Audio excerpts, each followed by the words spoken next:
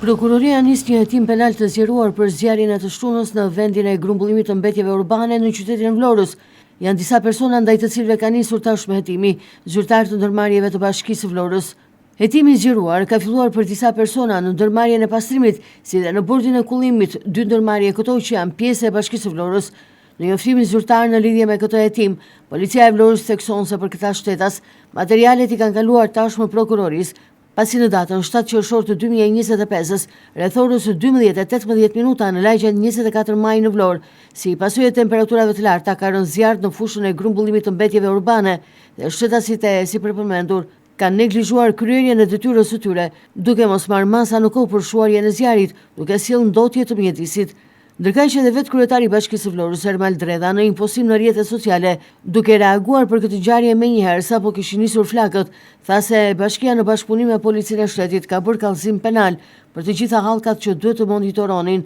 edhe të kujdeseshin që ngjarje të tilla të mos ndodhin më. Përfshi edhe institucionet që varen nga bashkia. Organet ligjzbatuese janë vënë në veprim për të dënuar cilindo që përpiqet të dëmtojë imazhin e qytetit në nisjen e sezonit turistik, deklaroi Dredha.